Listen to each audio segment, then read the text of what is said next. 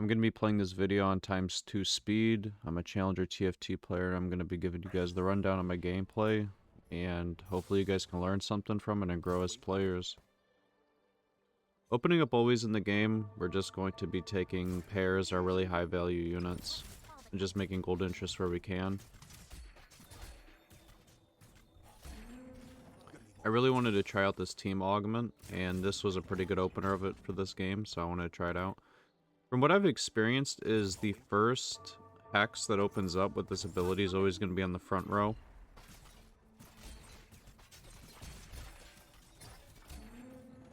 Whereas the later hexes are always going to be in the back row, and I think that's on purpose. People wanted me to go over the augments. Okay, first of all, this isn't like a rare or like golden or prismatic augment. So this augment, it will affect the game, but it won't affect the game as much. It's like Triforce 1 versus like Triforce 3, like last set with Kaisa, like Recon. Tiny Titans will always just be valuable. You could always take this. This is always like a safe pocket pick to take. Then you can go like underground and try to lose streak and get a huge ass cash out. This is like an avenue. But me personally, I wanted to try this team comp. So I wanted to go preparation and get like a max stack comp. Because the hex that you put stuff on goes off like max health, I believe, and this would give it more health. I thought it'd be cool, so I want to try out preparation this game. There's no sense in using your reroll on the first shop because you can really, not first shop, but first augment pick, because you can really sculpt your team around whatever your first augment is, unless like it's like really horrible. Like unless it's like god awful. And at this point, I didn't slam any items, really. I usually try to slam the vast majority of my items.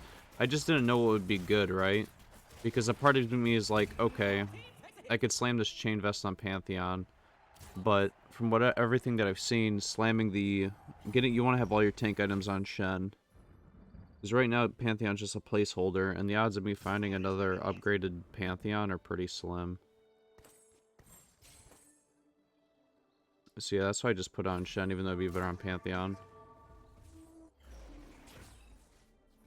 And even though you probably could find a replacement Pantheon, the odds of you getting a preparation stacked is like really unlikely. You could just hold it on the bench, perhaps, I guess. And then just later in the game transition the items over. We're just gonna make gold interest here. And on 2.5 we're gonna be rolling down. So somebody was asking me on 2.5 what type of gold we should be looking for. On 2.5 you should probably be trying to just have, you know, 10 to 14 gold.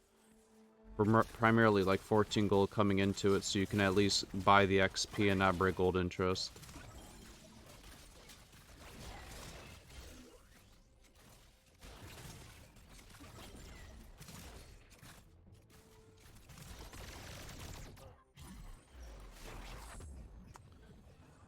Coming in here, I just kind of want to finish Shen items.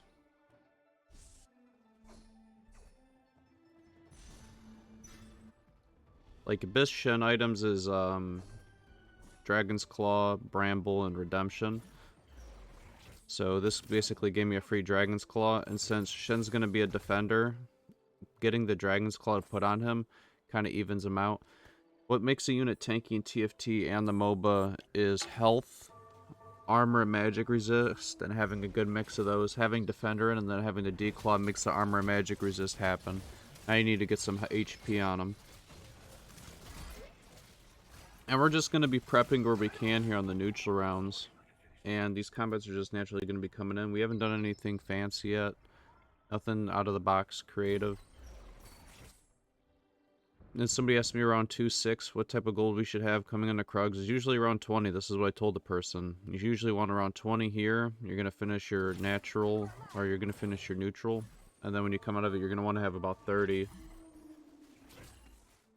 Usually you're going to get a ton of gold off your neutral anyways. But regardless, on 3-2, you're going to level up. This is not, it's not always, like, just the vast majority of your games. It's not always.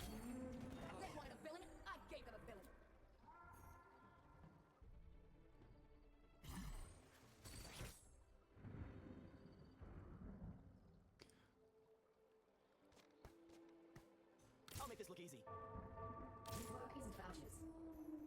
And you can just buy and place units on the board and use them as a placekeeper so you can prep your board as well. If people aren't really familiar with how to use this augment, this is what you end up doing. And the reason why I put the Static Shiv on Morgana over Yasuo is, one, it's a 3 cost over 2 cost, but eventually with this team augment, because I don't want to butcher the name, I'm just going to call it team, you end up wanting to have that Static Shiv on Twisted Fate, because he auto attacks a ton and he'll get a lot of procking value out of it. Although I'd have to say this is probably one of the cooler team synergies of this set. I really enjoy it. And what made me really realize about the set, or made me really realize about these units, is Pantheon's actually pretty cracked. I think for a 1-star, like, tank, he's pretty good. People said they wanted me to go over the augments as well. Just give me 1 second here. 2 times speed messing me up. So, coming into the augments here, we already have prep. Our board is what it is. You could always try to take Ancient Archives. I mean, but this is gambling your game away. This is really gambling your game, because you're really going to be playing around, or at least this game I had the preconceived notion because I wanted to try it out, playing around the team augment. Yeah, you could high roll and hit a spat for it, or you could low roll and hit something completely random and then your board sucks, and then people have like Jewel Lotus and Thrill of the Hunt upgrades. My rationale was, with the team augment, I'm getting another free unit out on the board. With Thrill of the Hunt, it's going to get more value, and I don't know, I just couldn't see the damage really coming out of, like, Jeweled Lotus. This is, like, more for, like, when I imagine, like, Aurelion Soul ult or something like that. So I'm always going to take Thrill of the Hunt. It's always a safe pick. It gives my team HP healing. It's just always going to be good. And on 3-2, we leveled up here. We hit the Draven. The next interval we'll be leveling up on is either on 3-5 or 4-1. Which will, if you look at the top, that's where you'll see it.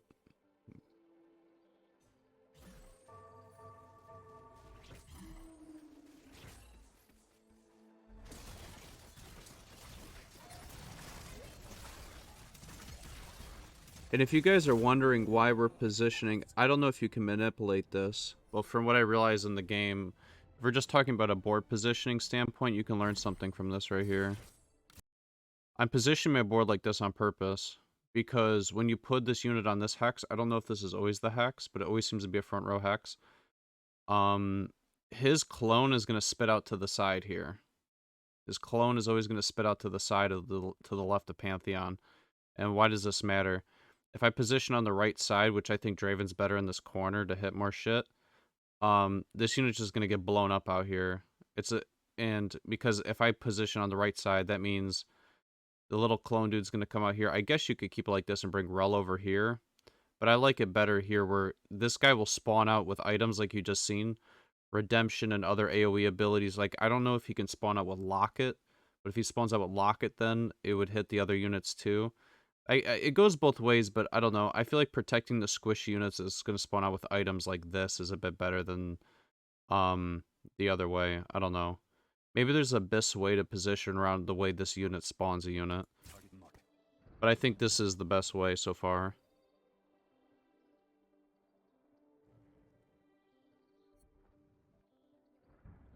And we're kind of just scouting at other boards to see if we really need to move Draven to have him break or not. And you're not going to see me doing any dumb rolling for this Lucian 1. If I hit it, I hit it. If I don't, I don't. I think people sweat the small stuff too much in games. Like, oh, I don't have my Lucian upgrade, and they'll roll gold and just... whatever.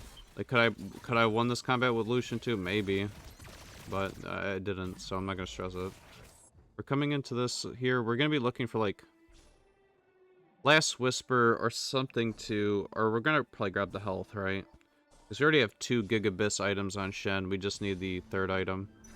So we're going to go health here. If you hit Warmogs with the Declaw, he gets natural HP regen, or you can go Redemption. This is just a big hit here. And now we get to make a clone with the Shen. See, this is how you can position both ways. Even I thought in the game to position on the other side. I didn't think it'd be better. And then I realized there's a Blitzcrank in this lobby, and after that I played around it. I'd have to say my favorite unit of this new set, though, is Shen by far. The homie's hella cool. I've always liked Shen on the MOBA, too. I think he's always been broken, but he's just not as flashy, so he doesn't get the respect he needs. It's just simple upgrades. We're just gonna put the Yasuo in over this, and then we just move the Draven so he doesn't get hooked again. See how we're not leveling up yet? If we leveled up on 3-5, we'd be a broke boy. And now we're just going to be going through neutrals again, and on 4-1 we're gonna be leveling up.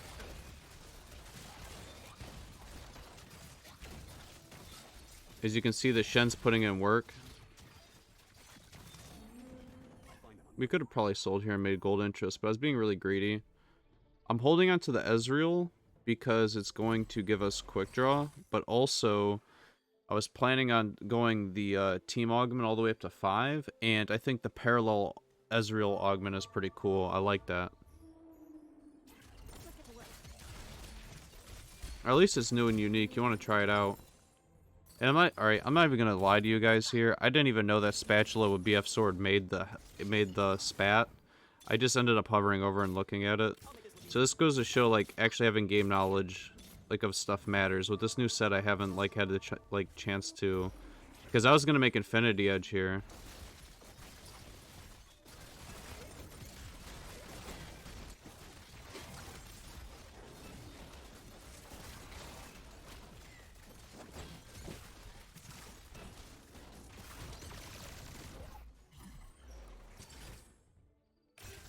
So yeah, we're just gonna. All right, I'm not even gonna pause for that one. We're just gonna grab the. We're just gonna grab the heart for this.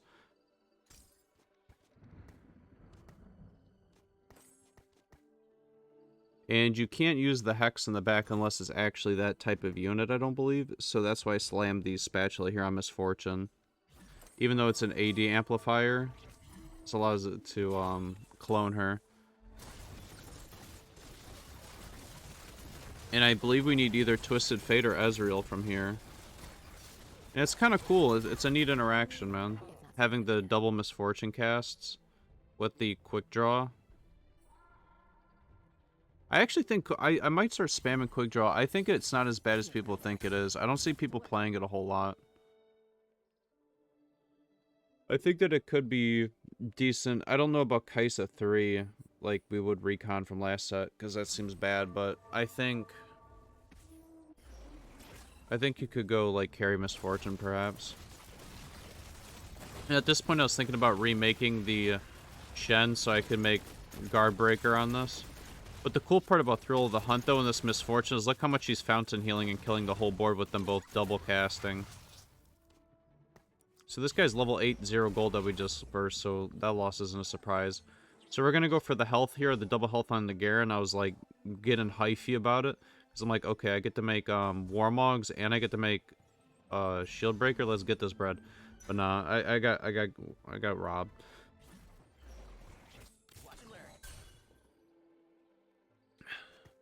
So you can either level up here on 4-5 or 5-1.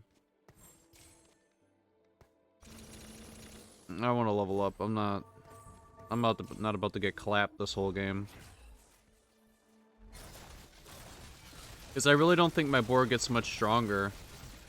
Like, I just need to find one Twisted Fate and my board goes to, like, the moon. That's the real thing. If I find one Twisted Fate, I find one Ezreal here on 8, my board goes to the moon.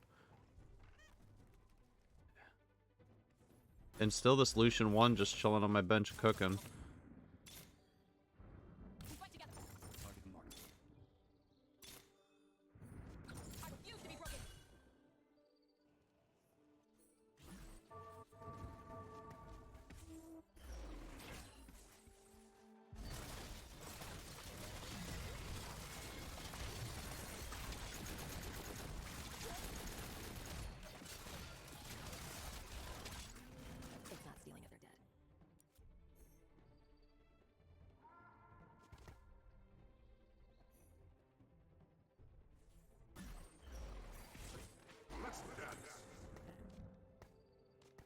We're gonna try to make the most out of prepping stuff here again. I really didn't care. You can't make your board so incredibly weak because you can lose the neutrals. Like, making the most out of prep, you can lose to neutrals depending on what it was. I know a few sets ago with, like, the dragons, you could for sure lose on neutrals.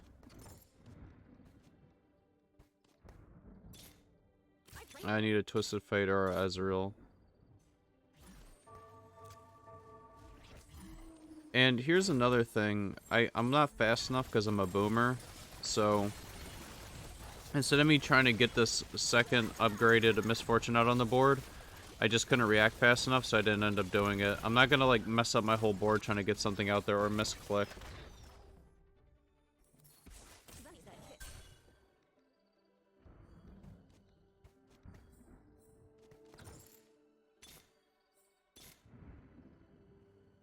And I'm praying for just a Twisted Fate here. Like a Twisted Fate or an Ezreal, like, please. But honestly, I don't even think our board's weak. I have 3 Misfortunes, man. And I have more than enough Frontline. 3 Misfortunes, all gaining the quick draw, I believe. I don't know if the clone from the team gains the quick draw bonus or not. That'd be interesting.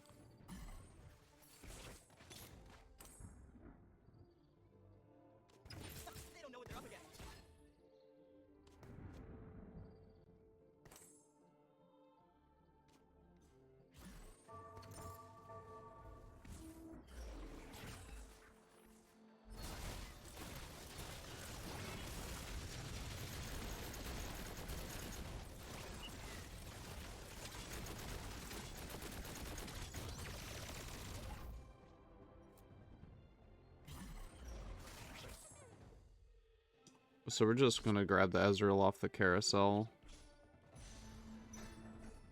There isn't a reality where we're not. And the cool part is that the items bump this set. In past sets, you would have had this redemption chill on your bench for a little bit.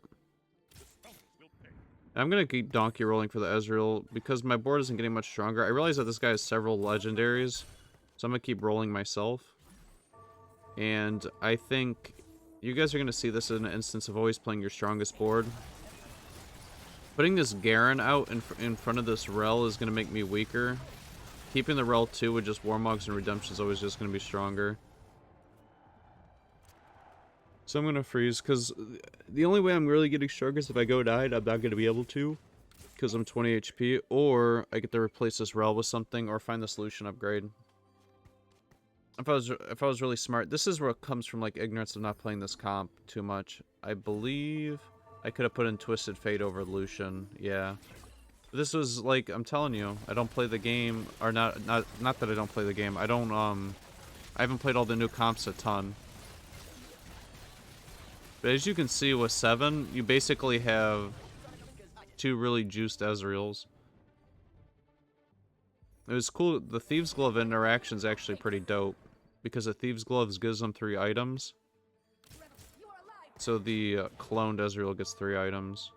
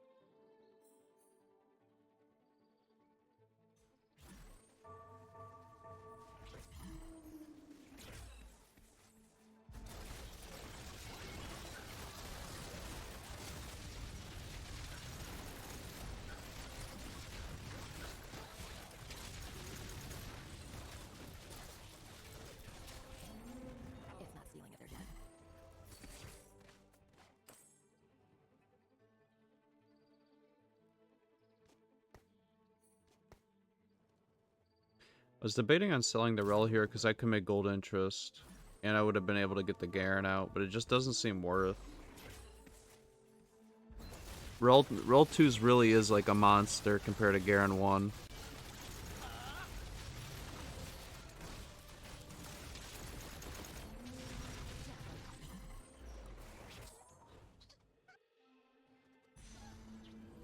And the guy ended up forfeiting here. I hope you guys learned something from the game. I know this was a quick one, and I think it was just cool to see the new comp and how it interacts.